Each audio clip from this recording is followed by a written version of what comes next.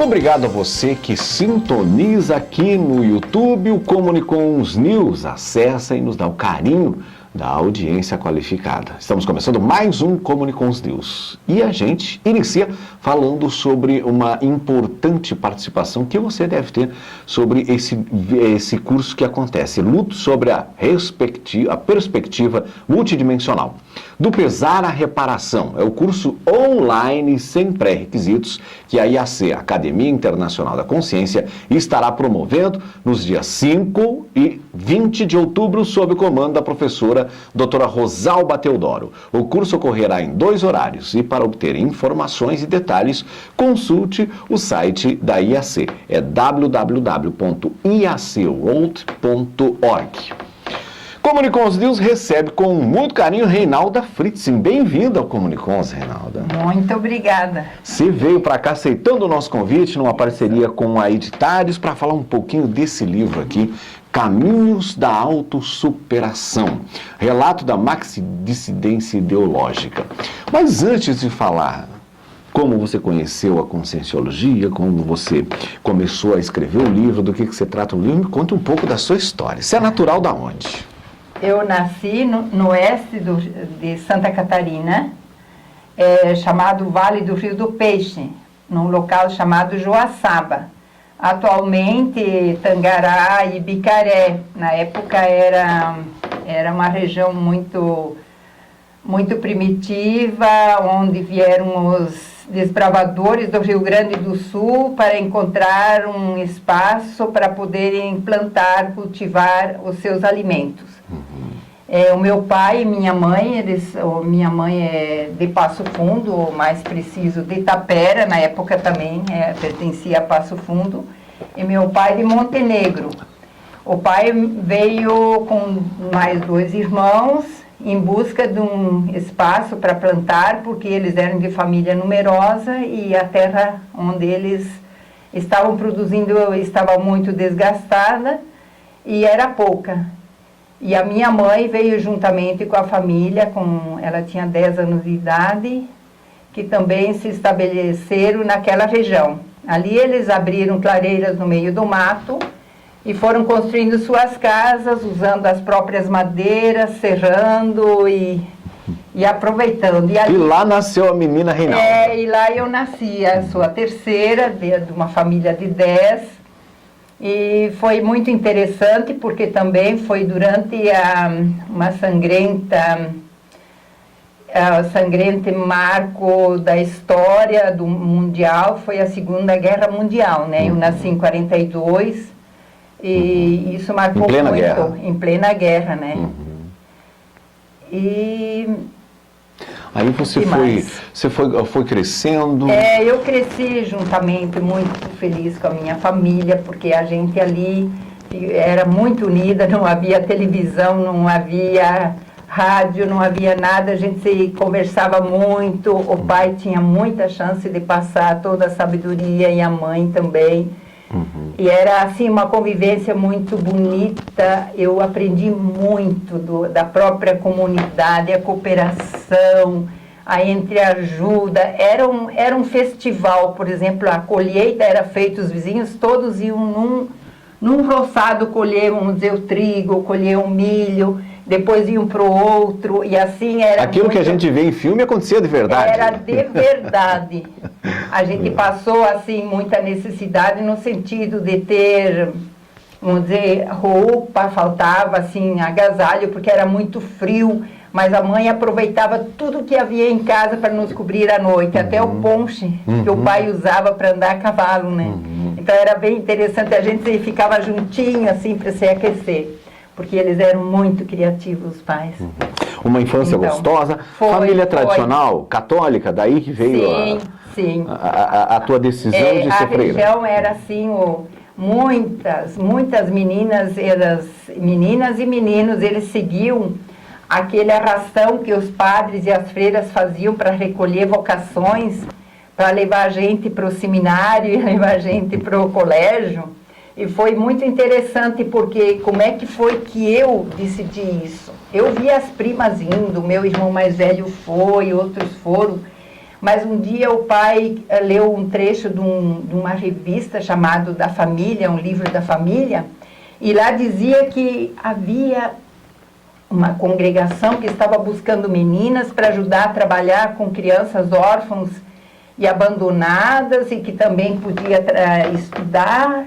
Eu disse, sabe, eu acho que eu vou. Aí o pai e a mãe disseram, pois é, mas nós vamos primeiro ver lá onde você quer ir. E eles foram visitar os parentes em Tapera e passaram pela escola, pelo convento onde eu iria. Daí primeiro eu entrei para estudar e tudo mais, foi muito difícil, porque eu só falava muito pouquinho português, só alemão. Seu pai é alemão? É alemão. Meu pai, inclusive, sabia muito bem ler e escrever em alemão. Grande parte das leituras, do que ele passava de conhecimento era em alemão. Ele lia tudo em alemão para nós. Eu era acostumada ao alemão, né? Então foi... E a gente foi ali, já começou os grandes desafios, né? Deixar a família com 12 anos, uma criança, chegar no meio onde só se falava português. E aí a mãe até me instruiu, ela disse, tu olha bem como fazem. E fazem igual os outros fazem. E seja forte, ela dizia, você vai conseguir. A minha mãe era uma pessoa muito forte, assim, muito. Aí quando eu sentia dificuldade, eu lembrava, a mãe dizia assim, vai conseguir, seja forte, sabe? Claro, não deixo de dizer que a gente chorou bastante de saudade, mas sempre escondido, porque se chorasse na frente, elas mandavam a gente de volta, né? Diziam, ela não tem vocação, né? Então, era uma coisa assim. E a congregação que a gente entrou foi de irmãs muito severas, que vieram da Alemanha, é uma congregação que foi, na verdade, fundada na França, e eu fui do ramo alemão, que a maioria das moças vieram, freiras moças, para o Brasil, depois da Primeira Guerra Mundial, então elas passaram também por muita dificuldade, elas contavam como foi difícil passar pela guerra, né? O fato de você ser descendente de alemão, falar alemão, e essa turma de alemãs também, estudantes, sofriam algum tipo de preconceito também? Sim, ali porque no colégio não se podia falar alemão. Eu descobri uma menina que falava, nós falávamos escondido, mas porque elas também estavam querendo aprender a falar o português, as freiras, né? Elas também... Então, o preconceito é que eu trocava letras P, T, T, né? Sabe como era? Eu dizia cato, né? Assim. Mas eu fui vencendo devagarinho, a gente foi entrosando, porque eu nunca tive dificuldade de entrosamento. Eu sempre tive, assim, facilidade de me entrosar. Então... E se formou freira? Era irmã ou freira? Como é que chama? Com 16 anos eu entrei realmente no convento. Antes a gente era juvenista e postulante. Depois, com 16 anos, fazia o teste vocacional. Eu tive que fazer o teste, escrever uma carta para Roma, contar tudo. Teve coisas que eu omiti, não contei. Por exemplo, que na minha família tinha pessoas com depressão, que meu avô tinha se suicidado, que a minha mãe era depressiva. Isso não podia contar. Se eu contasse, elas na hora me mandavam. Pensei, não, Deus vai me perdoar, eu pensava. Mas foi uma coisa muito, muito interessante. E eu, na verdade, eu entrei no convento porque depois que eu comecei a entender, eu queria ajudar as pessoas. Eu ajudava que, como freira e não casando, eu teria mais tempo, mais chance de ajudar as pessoas.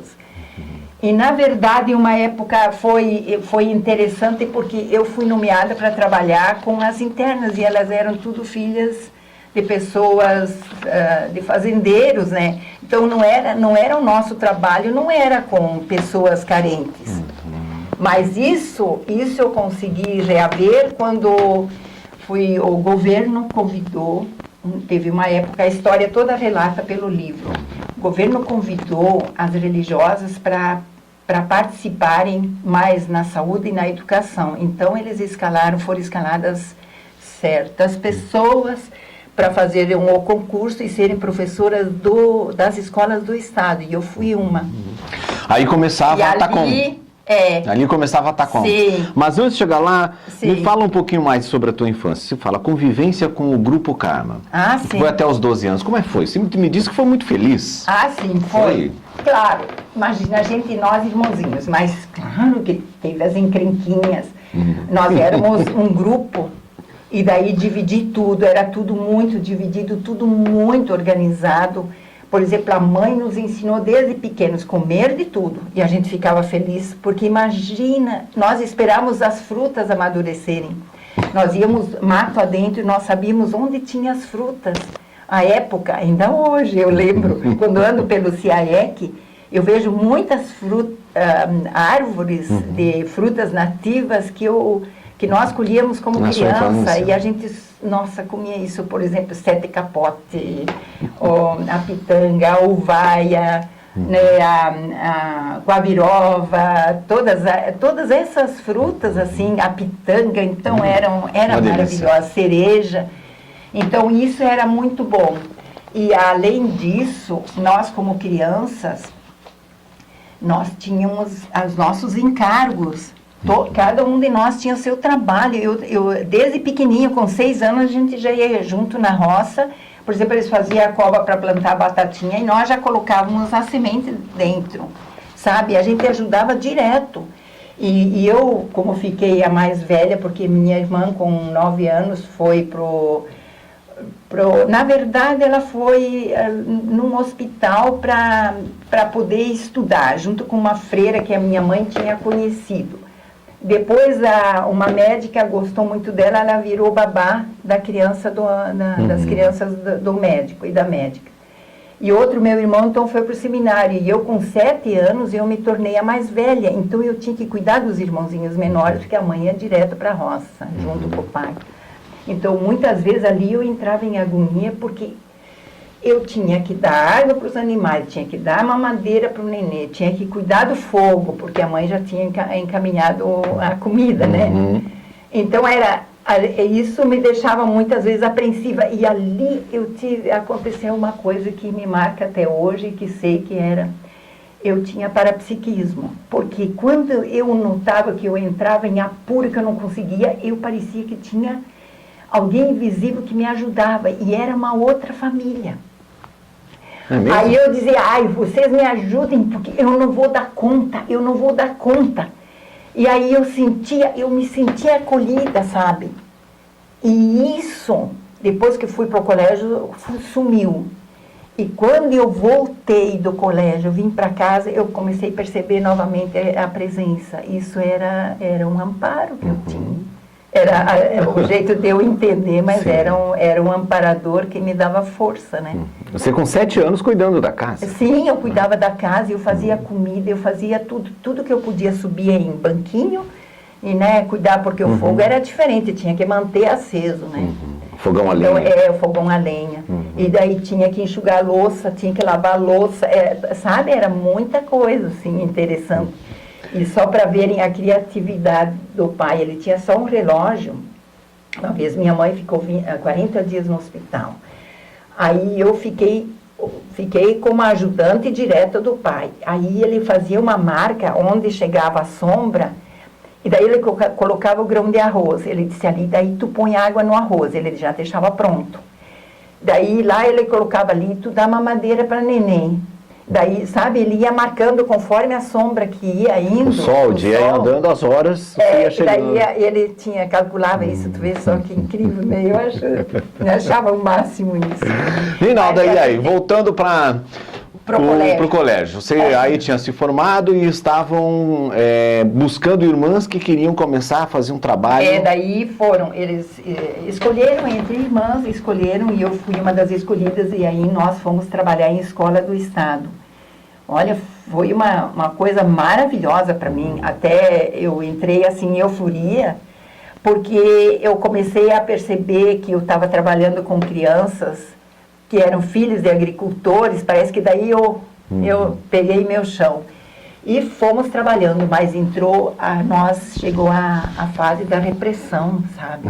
64, depois 70, o golpe. Veio toda aquela questão e nós passamos por essa fase muito, muito difícil. E nós éramos marcadas, ainda mais eu, porque uma época eu trabalhei com o Centro Cívico. E ali também foi muito forte, porque quem era do Centro Cívico tinha que se filiar num partido político. E me chamaram e eu disse, não, eu não vou me filiar. Naquela época era UDN, PSD. PDS. Mas você você continuava freira? Sim, continuava freira, mas a gente se sentia mais livre porque estava mais longe da cobrança de tudo. Inclusive eu fui a superiora da casa, daí a gente já era mais liberal e tal, mas não durou muito.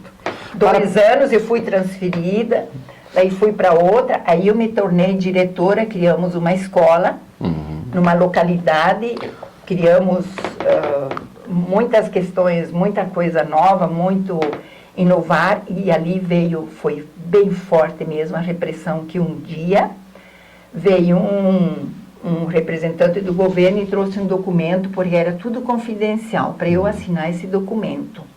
Eu abri o documento, li, eu disse, não, o senhor desculpe, mas isso aqui não é verdadeiro. Ele disse, você assina. Eu disse, não, eu não posso assinar, porque incriminava uma colega de questões imorais, porque era o jeito que eles achavam para poder condenar as pessoas, porque eles não podiam dizer que era por causa de questões ideológicas. E aí ele disse, olha, tudo bem. Ele disse, pensa. Aí eu pedi licença, saí, e ele ficou. Mas eu meio me escondi, sabe, numa sala. Eu disse, eu não vou assinar isso, eu não posso assinar. E aí ele saiu pela secretaria e disse para o representante secretário, e disse assim, ó, diz para ela que ela vai ter o troco dessa atitude de rebeldia. E daí também foram 3 dias depois, eu fui demitida do cargo de direção e fui transferida bem para o interior, onde não tinha condução para ir, onde não tinha, mas eu fui e trabalhei lá também, que era era bem interior, que um dia até entrou um terneiro dentro da sala de aula, era uma tão nossa que era, porque era um tipo de um galpão onde a gente dava aula, mas trabalhei lá. Mas isso me deixou contente, me deixou marcada, claro, perante o governo, fui marcada, inclusive... Mas alfabetizou até animal. Mas até animal, e era tão interessante, porque tudo era, sabe, eu sempre fui muito assim, muito de aproveitar as coisas boas do momento, sabe? Reinaldo, e fenômenos parapsíquicos aconteceram nesse período todo? Olha, dentro do convento, é muito triste falar, mas é verdadeiro. A gente eu tive muitas projeções, porque nós tínhamos que fazer voto de pobreza, castidade e obediência. E daí, à noite, eu lembro que dentro das projeções apareciam aquelas consciências energívoras, doentes, sexualmente carentes, e elas se aproveitavam da gente. E eu, quando acordava de manhã, aquilo era horrível. A gente, sabe, chegava a consumar durante o sonho, projeção, sabe, uma coisa. Então, ali até eu coloco assim, por exemplo, essa questão das pessoas dizerem assim, eu não preciso dupla, eu consigo sublimar, não existe, não existe, porque por maior esforço que a gente fazia, porque sabia que isso era pecado mortal, né? Estavam condicionadas, disciplinadas a pensar isso, né? Tinha que pensar, e a gente pensava isso, né? Então isso dava assim uma angústia, uma coisa muito forte. Então eu tinha a projeção, eu tive outras projeções também, que realmente fez com que um dia viesse um amparo, eu senti e a intuição muito clara de que eu realmente tinha que sair do convento, porque eu sempre achava que eu ia morrer lá, porque eu tinha problemas de saúde muito sérias, a coluna também, ela já começou a estourar ali, porque eu era uma menina muito forte, mas ao mesmo tempo anêmica. Porque os trabalhos que eu tive lá, por exemplo, era limpar banheiros, e nós não tínhamos a proteção Então tudo que era tipo de verminose possível achou uma morada em mim, sabe? Então isso tudo me atrapalhou muito, sabe? E quanto a essas questões, por exemplo, de você achar que os colegas diziam assim, eu vi Deus. Eu dizia assim, mas eu não consigo, eu não vi Deus. Porque aquela figura, aquela cruz, aquele Jesus com cara de sofrimento, eu não quero, faz mal para mim, sabe? Me deprimia muito. E as pessoas, eu não conseguia, sabe,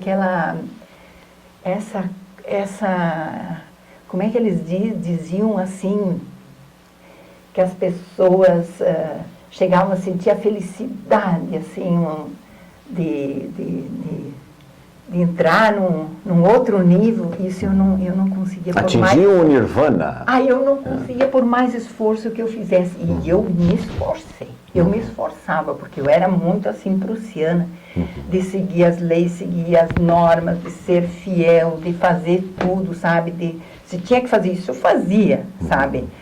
De rezar, fazer qualquer trabalho, tudo mais. Então, a gente tem parapsiquismo. Eu percebia a presença por exemplo, quando falecia uma irmã, eu via aquela irmã, uma noite dessas, ela estava lá na capela sendo velada, e eu encontrei com ela no corredor. Eu disse, mas tu não está lá? Tu está aqui? E daí foi, sabe? Então, quer dizer, eu percebia, eu tinha clarividência, eu percebia. Outra coisa que eu via assim aquela aura nas pessoas. Isso é uma coisa que eu tive, já desde criança eu tinha isso. De perceber, às vezes uma pessoa na minha frente, ela se transformava. E isso me assustava muito. E daí isso sempre era coisa do diabo, sabe? Quando que foi a decisão de sair? A decisão de sair foi depois de vez dessa situação. Foi dessa questão toda que eu andei por tudo isso, tive muitas coisas boas, muitas coisas, eu faço relato disso no livro. As pessoas que lerem o meu livro vão ter assim uma viagem, uma verdadeira viagem, através de uma história verdadeira, que sempre a gente sai bem, sabe? Nunca vou sair mal dessa viagem. Sempre procurei tirar proveito de toda a caminhada, e isso foi uma coisa boa que aconteceu em minha vida. E eu comecei a perceber, eu fiz o que pude, mas eu sentia sempre que não é isso. Tem outra coisa maior para eu fazer. Eu tenho alguma coisa para fazer que não é aqui dentro. E foi amadurecendo. Eu fazia os retiros, tudo, e em vez de sentir grande alegria, eu sentia muita angústia com aquele inferno que era pintado, aqueles pecados, aquela coisa toda, sabe? Sempre... E isso, o caos. Aí um dia desses me caiu o livro, o Fernão Capelo Gaivota na mão. Eu disse, gente,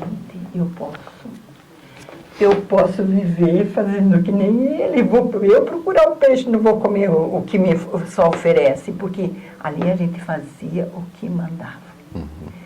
Eu notava que eu não pensava por mim, eu não agia por mim, eu não precisava responder por mim, e isso me agoniava. Aí, aquilo foi indo, e um dia desses eu fui convidada a fazer um curso sobre a personalidade humana. Foi um cara francês, até um padre. Ele deu esse curso, depois eles apontaram um outro curso que foi com Valdemar de Gregory, que era um sociólogo paulista, e eles começou a falar que isso, que a gente que a sociedade é assim e tal, que tem formas diferentes, que não é só na religião, no convento. Aí isso já foi me dando um pouco de coragem. E eu comecei a pensar, não, mas eu vou, sabe de uma coisa? Eu não tenho mais condições de viver como está sendo exigido, eu estou fazendo o que eu posso. Antes que eu morro aqui, eu vou embora. Isso foi, a decisão mesmo foi no final de um retiro, onde eu sentei no último banco, onde tinha mais de 300 irmãs, tudo de véu preto, assim, eu olhei assim, aquilo me deu uma angústia, aquele Jesus todo torcido lá na frente, aquela cruz. Eu disse, olha, tu me desculpe, mas eu vou embora. Aí, parece que alguém assim me tocou e disse, vai. Eu criei coragem. Aí a decisão foi... Que ano foi isso? Foi em 78. Início em janeiro de 78. E aí eu trabalhei aquele ano todo essa ideia. Daí, mais para o final do ano, eu cheguei e conversei com um bispo que me conheceu como menina, no tempo da JEC, da Juventude Estudantil. E eu tinha que levar as coisas recados e coisas do convento lá para o bispado. E ele era padre. E daí um dia me mandaram levar uma cesta de uvas. E ele pegou a cesta e disse assim, agora tu escolhe o cacho de uva mais bonito que está aí. Aí eu escolhi, dei para ele. Ele disse, não, vai lá na pia, lava esse cacho de uva. Daí eu fui, dei para ele. Não, ele disse, você vai comer. Eu disse, eu não posso. Nós não podíamos comer coisa fora do convento, só no horário certo. Ele disse, tu podes comer esse cacho de uva, porque eu sou padre e isto não é pecado. Tu nem precisa falar para ninguém que você comeu. É eu que estou dando a uva para ti.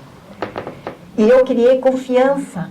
Depois, quando ele voltou do Vaticano II, quando foi que aboliu tudo, eu estava no último ano do curso normal, era estudante, mas eu fiquei encantada da forma com que ele apresentava, e ele já tinha se tornado bispo. E ele veio a ser bispo na região onde eu trabalhei como professora, diretora, no Oeste Catarinense. E daí um dia eu fui conversar com ele, e eu disse, olha, eu vou dizer uma coisa, eu estou sempre triste, eu me esforço, eu faço. Ele disse assim, pois eu te pergunto, onde é que está aquela menina alegre que você era?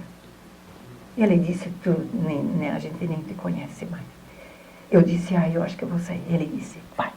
Ele disse, vai para mim. Daí eu disse, mas eu não sei, eu tenho que escrever uma carta para o Papa. Pode deixar, eu te ajudo. Aí ele me ajudou, escrevi a carta. Escreveu a carta. Daí agora enfrentar a madre. Aí uma noite dessas eu cheguei para a madre da casa e disse assim, eu amanhã vou para a casa provincial. O que tu vai fazer? Eu disse, eu vou pedir demissão. Não, não pode, não pode. Aí ela disse, não, só amanhã de manhã eu vou te dar a resposta. E de manhã eu tinha que às 6 horas, tinha que pegar um ônibus. Elas ficaram a noite inteira rezando na capela. Eu não dormi também. Jogando energia. Ficaram jogando energia. Aí de manhã ela me deu o dinheiro. E eu fui, quando cheguei lá na madre, olha, foi um trabalho, porque eles não queriam aceitar. Ela disse assim, tu é uma pessoa tão competente, como pode que tu queira sair? Aí ela me deu um mapa do mundo, ele disse, onde tem casa, você pode escolher onde você quer ir, e pode também ficar com quem você quer. Mas não saia, ela disse. Isso é uma depressão passageira. Eu disse, não, eu disse para ela. Então, por um ano, não. Aí ela lutou o dia inteiro e a tardinha dela disse, então, já que doeu, insiste. Daí ela disse, volta para casa e eu encaminho a carta. Porque a carta tinha que ir para o Papa. Sim. E aí, quando você conheceu a Conscienciologia? A Conscienciologia foi depois de eu procurar muito. Porque eu fui uma buscadora borboleta, Eu conheci o budismo, eu conheci o espiritismo, eu conheci Umbanda, eu tentei conhecer, fiz muitos cursos de bioenergia, muito trabalho, porque eu achava que eu não tinha condições de viver do jeito que... Porque eu notava que eu era tão diferente das pessoas. O pessoal me chamava tudo de freira mesmo, eu vestido de leiga, não tinha jeito. Aí e num desses cursos era Rosa Cruz. Aí um dia desse eu já tinha comprado a passagem, no outro dia ia para Peru, fazer uma viagem místico-cultural com o grupo Rosa Cruz. E veio um casal lá em casa com quem eu havia feito o curso de bioenergia. E me convidaram. Isso foi em 1995. Foi em fevereiro. E aí eu fiz igual a viagem, e na volta da viagem eu fui para Criciúma, isso dava 100 e poucos quilômetros de Torres, dá, né? E fiz lá os P, um depois do outro, e à noite, né? E à noite viajava, quase não dormia 2 horas por noite, mas fiz durante a semana. Fez o porque era CIP, durante a semana. equivalente ao CIP hoje. Equivalente ao CIP. E aí veio já um curso de técnicas projetivas, fiz esse curso, e aí eu tive uma projeção, eu me vi na porta e tinha um grupo de 13 pessoas e o professor dando aula. Eu disse, mas isso aí, eu tentei ver, eu disse, isso aqui é lá em Torres. Daí o professor, quando eu relatei, ele riu, ele disse, eu vi mesmo. Daí no outro dia nós já telefonamos para a Grace e começamos também já em Torres, e né, que deu 13 pessoas. E quem terminou foram 11. E tem Quem um pessoal, que foi dar aula lá em Torres? foi dar aula o pessoal de Criciúma, que pertencia a Florianópolis, porque é Torres e é bem pertinho. Sim. E ali foi, e nós fomos fazer o curso avançado com o Valdo já em Florianópolis, 2 semanas depois, e eu fiquei, nossa, no P4 eu quase perdi a força. Quando ele começou a falar de Roma, quando ele falou, eu disse, mas gente, até agora eu achei que o mais avançado que havia era a teologia da libertação.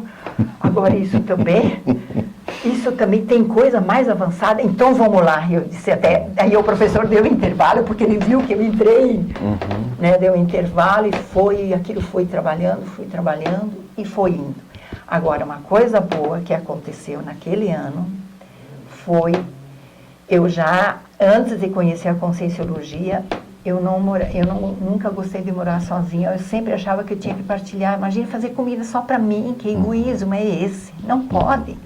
Ter uma casa só para mim, construir uma casa, porque eu construí uma casa para mim, porque a minha mãe e meu pai me falaram, nós não te visitamos enquanto tu não tiver a tua casa.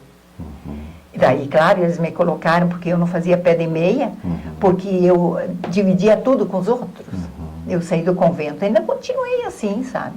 E daí, quando a minha mãe e meu pai me colocaram, eu lembro que um dia eu estava meio apertado, fui pedir dinheiro emprestado, a minha mãe disse para mim, popa.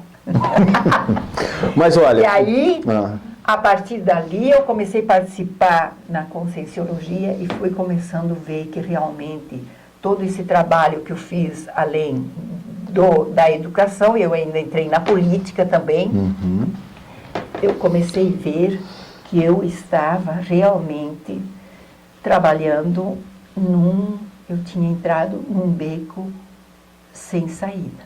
E que eu estava simplesmente repetindo algo que havia feito em muitas vidas e estava sendo minha própria auto-amnese. Eu estava E, sabe, o que foi mesmo me ajudou, da virada, foi a multidimensionalidade e a seriexialidade. Foi.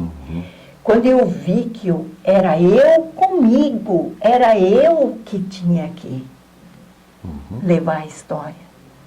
E era eu responsável por mim. Daí a coisa começou a mudar. E foi, claro, foi dentro dessa visão do novo paradigma, de uma forma nova.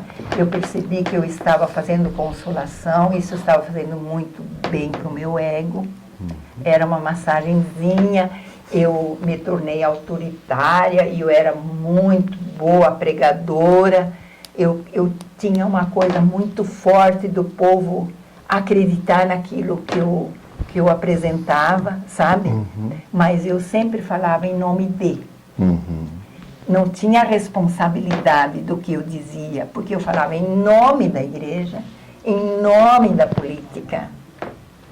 E pela conscienciologia... Você fala por você. Aí foi que a coisa mudou. Rinalda, para nós encerrarmos, eu tenho que te perguntar isso, porque já fala, inclusive, é maxidissidência ideológica, um rompimento total, né? Uma dissidência total. Mas você falou do que acontece na época das suas projeções, do que acontecia no convento, há necessidade realmente de se ter uma dupla evolutiva. Me conta aí, com 53 anos, como é que é a história? 53 anos. Aí eu sei que quando eu notei que isso era muito egoísmo, e quando as meninas iam, eu sempre sentia um vazio. Eu formei 8 moças, eram crianças que vinham do interior, não tinha onde ficar, elas ficavam comigo, a gente partilhava tudo. Aí eu disse, não, por que realmente eu não quero um companheiro? Ah, ter um estranho na cama? Ah, ter alguém que está sempre no meu pé? Ah, sentir o cheiro, né? Aí eu comecei a pensar, não, mas isso aí, ó, isso tudo pode mudar. Aí eu comecei a trabalhar essa questão e fiz uma lista, isso tem até no meu livro. O que eu tinha para oferecer para uma pessoa? Primeira coisa, ajudar uma outra pessoa. Assim como eu ajudava as crianças, as meninas, por que eu não posso ajudar um homem e ele me ajudar? Dividindo? Porque aí não era uma criança, não era uma jovem que tinha a gente como autoridade, apesar que a gente era muito amigo, colega, assim. Mas aí eu pensei, não, alguém que vai me dizer, ó, tu tá errada nisso, vamos ver se muda. Quer dizer, foi uma coisa muito, muito decisiva e abrir, assim, eu me abri para ter alguém, senão não teria. Eu notei que enquanto eu estava fechada, ninguém chega em ninguém. Eu me abri, mas eu não fui assim, sabe, de oferecida, não. Eu fiquei na procurar. minha. Eu fiquei na minha. Eu só agradecia todo dia, eu disse assim, hoje é um dia mais perto, um dia em que meu companheiro está mais perto. E eu quero conseguir saber quem é. E comecei a ter projeções. Nem que vinha um latino, um senhor alto, esbelto, moreno, vinha ao meu encontro no meio de um caminho. E quando eu queria encontrá-lo, ele sumia. Eu disse, sabe, eu acho que é esse, mas e agora onde está? E aí foi, sabe, foi indo. E o nosso encontro, eu conhecia a pessoa, só que não tinha me tocado, assim. Então, isso aqui que as pessoas que acham que o príncipe encantado, aquela paixão, isso não acontece na terceira idade, isso é coisa de adolescente. Eu não pude viver isso, sabe? Porque a gente teve fora, sabe? Teve no convento e tal. Mas eu comecei a perceber que eu estava mais aberta, eu comecei a me arrumar mais como mulher, sabe? E um dia desses eu trabalhei muito com o movimento de mulheres. E daí eu fui no encontro de mulheres. E lá vinham os senhores, os maridos acompanhavam as senhoras. E esse senhor era viúvo, ele sempre tinha participado. Eu conhecia a esposa dele, nós éramos amigas e tudo. Mas não tinha me caído a ficha. Aí eu fui conversar com ele estava deprimido e tal. E na época eu trabalhava com florais. Eu disse, vem lá em casa, eu tenho um produto de ervas que vai te ajudar, tu não precisa tomar faixa preta. Aí ele chegou e nós começamos a conversar, de repente disse assim, tu sabia? É ele. E daí fomos indo, claro, ele muito diferente, ele vinha de um caminho e eu vinha do outro. Eu era uma professora, mas nós tínhamos algo em comum, ele era capelão, ele era líder de comunidade, é uma pessoa muito comunicativa. E nós fomos indo. Gente, a dupla é uma questão muito a ser construída. Não é uma coisa que acontece. O jovem, eles vêm com aquela paixão, aquilo é diferente. A gente não começa com companheirismo, amizade. Depois eu comecei a sentir muita ternura, assim.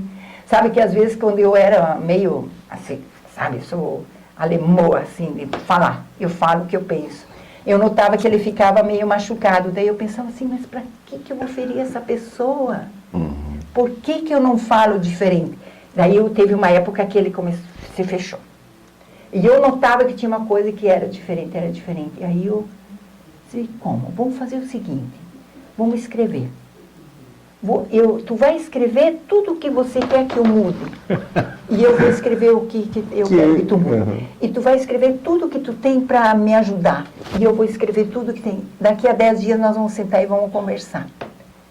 Daí foi, e ele não falava, eu disse assim, tu vai ou não vai falar? Daí ele disse, Jaque, tu quer que eu fale? Daí ele começou a dizer muita coisa que não me dava conta, né? Não me dava conta. Era acostumada a viver sozinha, sabe? Ai, Claro. arruma isso, ajeita aqui, de novo, sabe? Gente, viver com companheiro, com dupla, é uma questão de reciclagem diária, de aprendizado diário, e de uma doação e de muita assistência. Sim. E nós somos bem parceiros. Hoje nós somos luva e mão. Olha só que beleza. E tá tudo aqui. Tá tudo ali. Tudo contado aqui em Caminhos da Autossuperação. Reinalda, foi um prazer conversar com você. Igualmente. Agora, todas as pessoas que me ouvirem podem se colocar dentro dessa história e relatar a sua história e ver como existe chance de nós nos autossuperarmos. O importante é ter coragem, ser sincero consigo mesmo e também não ficar se escondendo atrás das máscaras.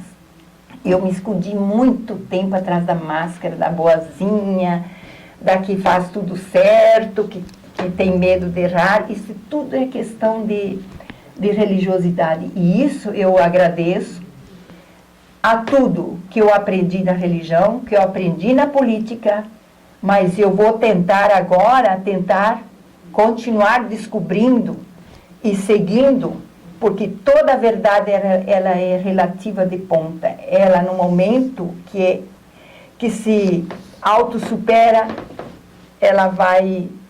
a gente vai conseguindo encontrar novos caminhos. É isso aí. Obrigado, Reinalda. Eu quero agradecer muito. E a gente encerra falando sobre o campo mental somático interassistencial. É um curso com campo bioenergético multidimensional específico, favorável ao desbloqueio, experimentação e aprofundamento da pesquisa dos atributos mental-somáticos. O curso acontece nos dias 25, 26 e 27 de outubro no Rifles Praia Hotel em Natal, Rio Grande do Norte, e terá o comando dos Epicons Hernande Leite e Rui Bueno.